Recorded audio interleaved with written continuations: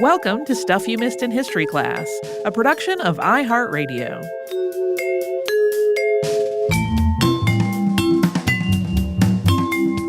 Hello and happy Friday. I'm Tracy B. Wilson. And I'm Holly Fry.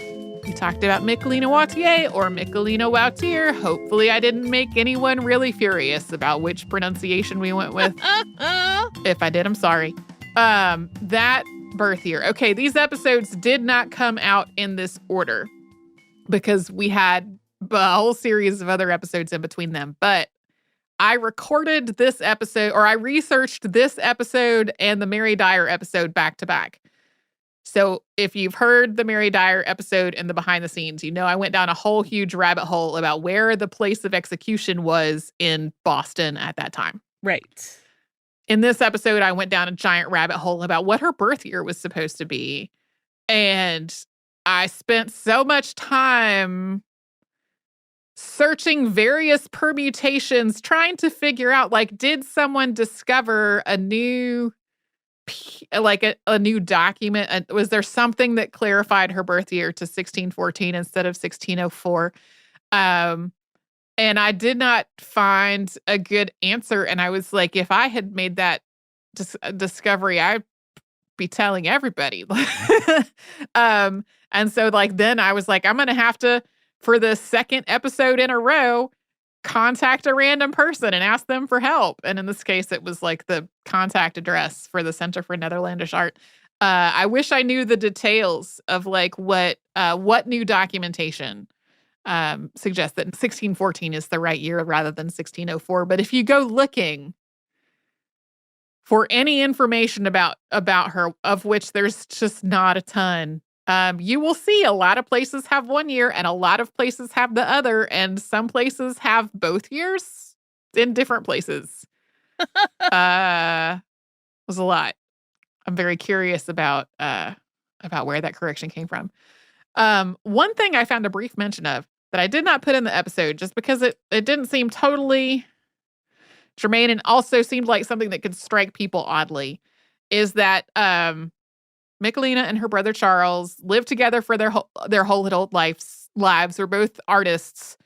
It seems like they probably shared a home for their whole adult lives. They did own their property. There's a little fuzziness there.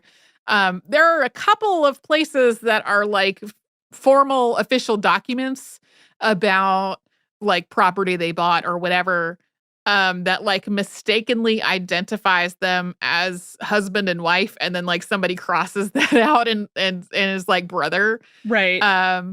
Which like makes sense that like two adult people living together forever, that people would just assume that they were a married couple. Sure.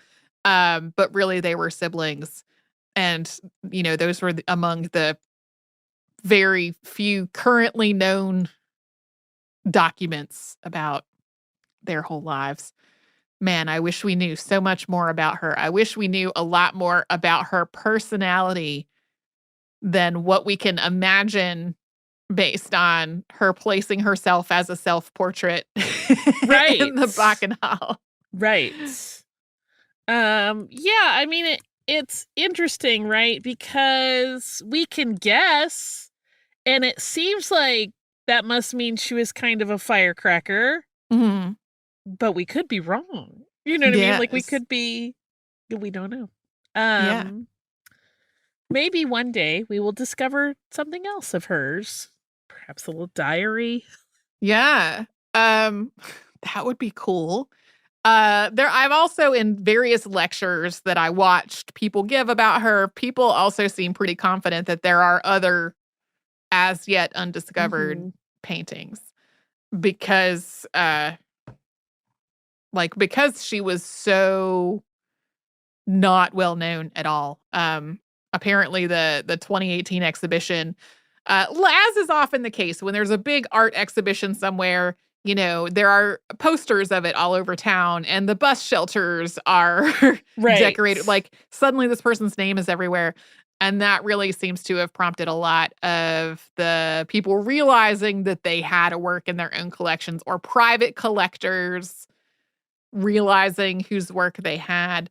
I read an article that was about this exhibition at the MFA that was about Rosemary and Ike von Otterlo getting this call or email or something like that from an art dealer who was like, "Hey, this is going to be coming up for sale," and how delighted and astonished they were that, like, number one, it was Michelina Wautier's work, and then number two, that it was specifically the Five Senses, because that was, work that people had been trying to find. And that was just at this point 3 years ago. So I know every time it came up in the telling of this, like, oh, that was not figured out until 1965, 1987. Yeah. This is like history unfolding before our eyes. Yeah, yeah. Which is cool. I don't really know what the story is behind when Garland with Butterfly was rediscovered.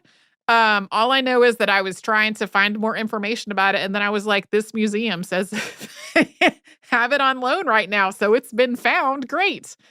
There was, as folks may know, I'm continually looking at and bookmarking links to talk about on Unearthed, and there was one that just within the last few days was like 3 previously unknown paintings by 17th century masters, and I was like, are any of them Michelina Wautier? None of them were.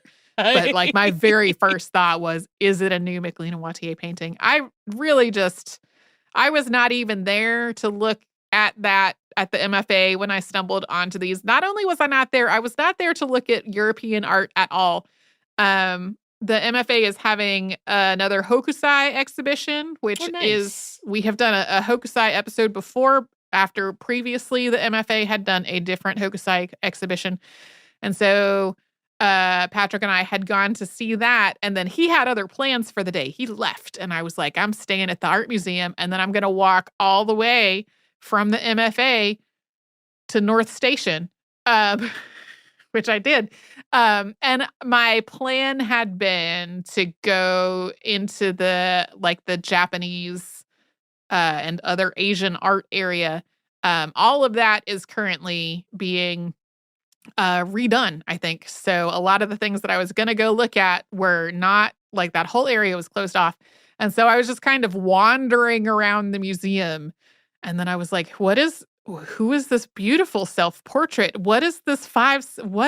Who I've never heard? What's the Center for Netherlandish Art? Like, it was a whole discovery process that day at the MFA. And then a very long walk on a very windy day. This is a little bit of a jump, but I keep meaning to mention it to you and forgetting, but you mentioned Hokusai. Mm-hmm. Did you see the Doc Martens that they were doing with Hokusai art? No. I 100% bought a pair of those boots so fast. That sounds great. Dr. Martens does a lot of collaborations with big museums, and they pick out kind of iconic pieces of art and they put them on shoes. And I have a few of them. Those Great Wave boots are real good. Yeah. They still have them in quite a few sizes, so you might get lucky if you go to Peekaroo. Nice. This particular Hokusai exhibition is about Hokusai students, the continuing influence of Hokusai's work. And so there's a lot more modern work as part of the exhibition. There was a lot of stuff in it that I thought was really cool. We really enjoyed it. And so if you are into Hokusai or other Japanese art or other art influenced by Japanese art, well, that's the thing happening right now. I'm not clear on whether this Michelina Wautier exhibition, how long it's going on, or if it is just a permanent part of the collection now. But I'm very glad that I stumbled over it while not even there to be looking at European art at all. Magical accident. Yeah.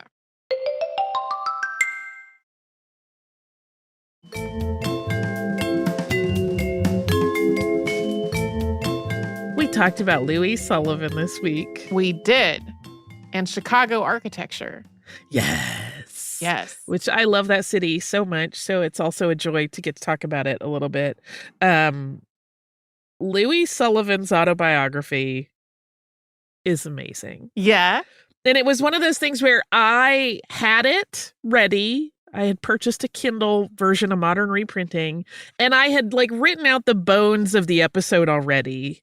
Because sometimes that's easier than like pouring through someone's memoir, which is often a little flourishy. It's a little harder to follow the timeline. Sure. Because then usually I'll go back through, and then I'll go back to the autobiography and be reading it, and I can be like, oh, there's the touch point of this. Right. This, Yeah. and this.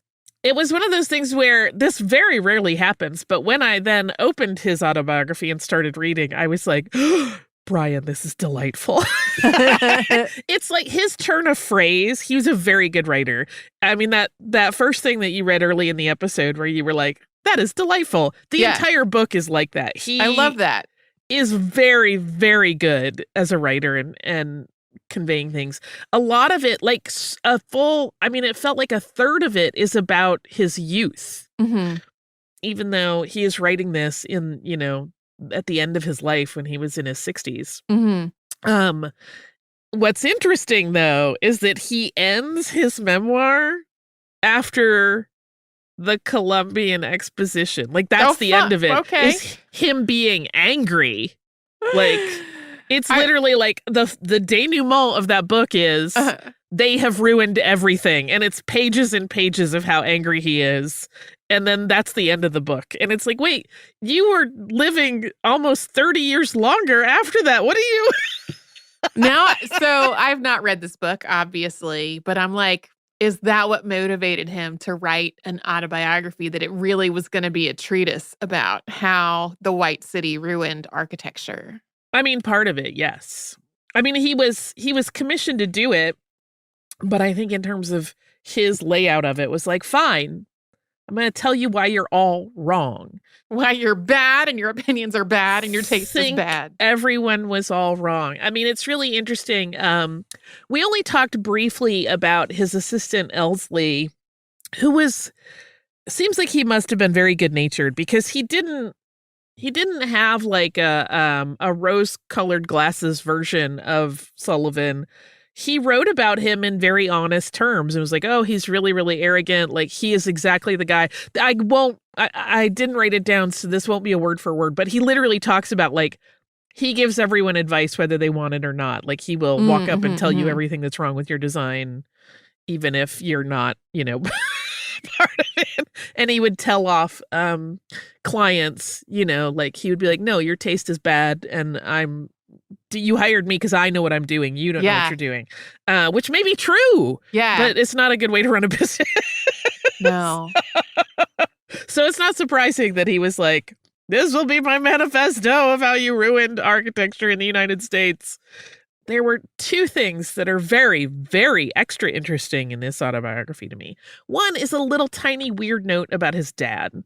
His dad, Patrick Sullivan, was, as we said, Irish, and from pretty humble beginnings, because the story that Louis said he was always told was that his father, when he was still just a kid, was on his own because he had lost his father in a crowd at a county fair and never found him again. And I'm like, did he get dumped off at a fair? What? And like, because I mean, you would think if a parent wanted to find their kid, they would. I don't know. This is a weird little detail that I was like, what? Huh. The other thing that is really, really interesting to me about his autobiography are the omissions. Okay. Because 3 people do not show up in it at all. 3 important people? His wife. Okay. Frank Lloyd Wright. I was going to say, is Frank Lloyd Wright one of them? And his brother Albert never appear in that book at all, even though he was apparently close with all of these people and had fallings out with them. Yeah. I think he was real good at grudges and not real good at like the reflection necessary to be able to talk about those things. Like, I have known people, and I have certainly had times in my life where there was like an unpleasant thing and I never wanted to talk about it again. Mm-hmm. But eventually, ideally, you grow and like talk through it. And that's how you don't get plagued by things like that. This is why therapy is great. Yeah. I don't think he ever got to that point. He just was like, the book is closed. Margaret is dead to me. Albert is dead to me. I am so intrigued by this mystery wife. Right? I found one article about her, and it really was like, we don't have a ton of information, and it does seem like she was not always truthful about herself. Like there are a lot of times, like there's a very good documentary about Louis Sullivan that talks about her, and it, like many other things, tells the story as though here's a man of 44 and he married a much younger woman of 27. But then this one article I read was like, we think she was actually in her 40s. Oh, yeah. And that she had just been fibbing the whole time that she was much younger.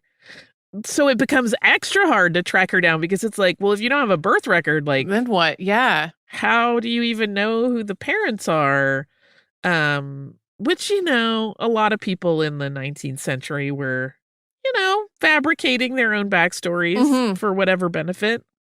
I'm not going to judge. But it makes it really hard to document you for the future. She really just pops up out of nowhere. There's no like, there was a courtship and they fell in love. We knew he was dating her and then it's like suddenly he had a wife. Oh wait, that didn't work out. Like, mysteries.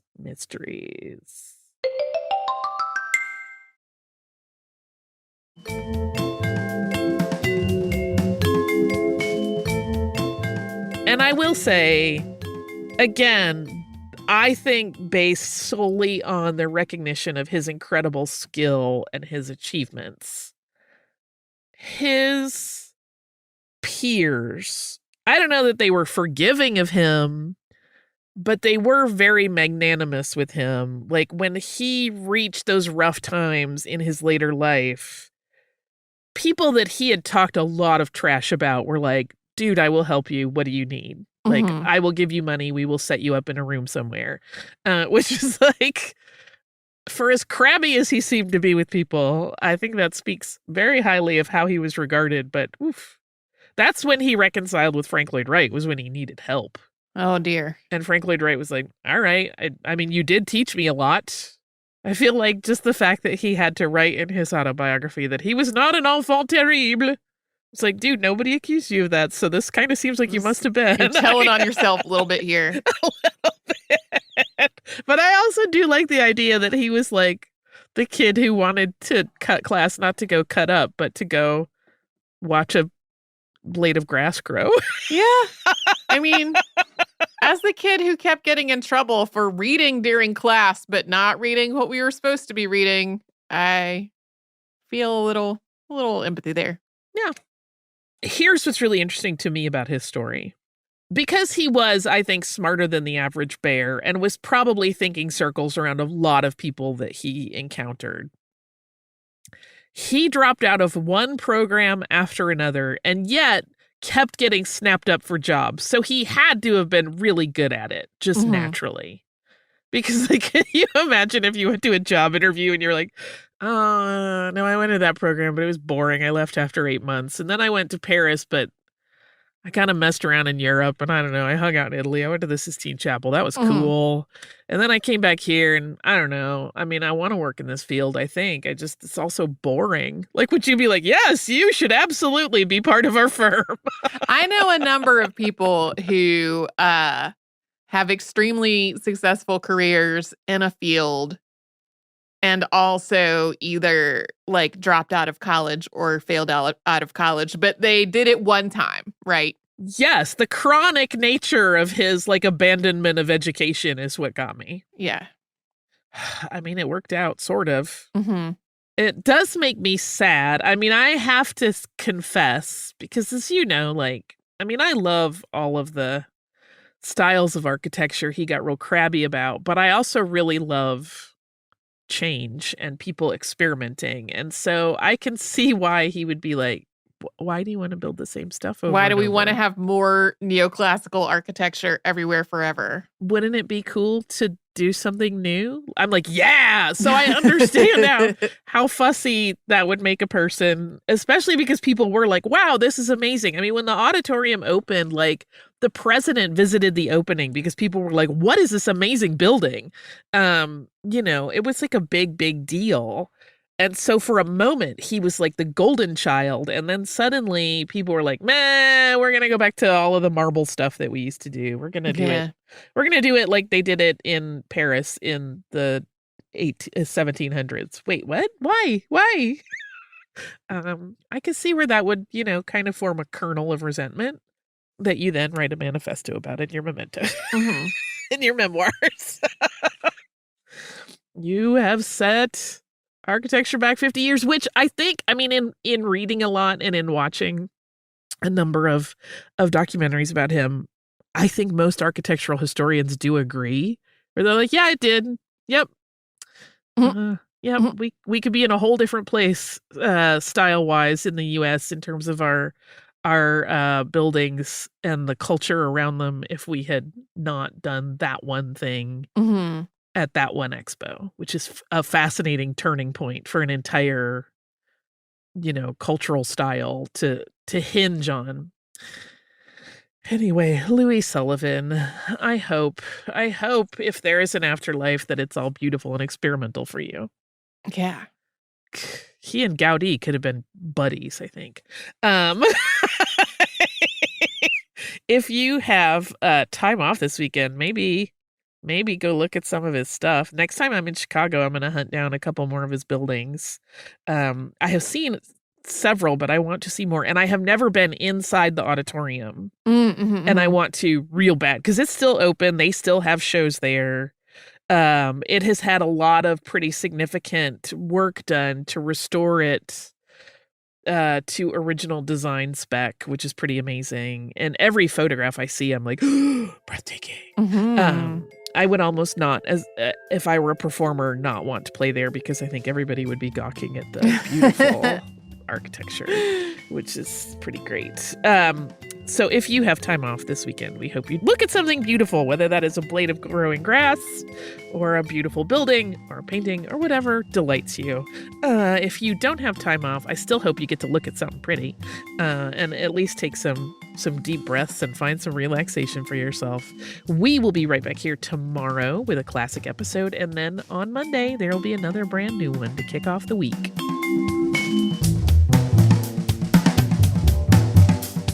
Stuff You Missed in History Class is a production of iHeartRadio. For more podcasts from iHeartRadio, visit the iHeartRadio app, Apple Podcasts, or wherever you listen to your favorite shows.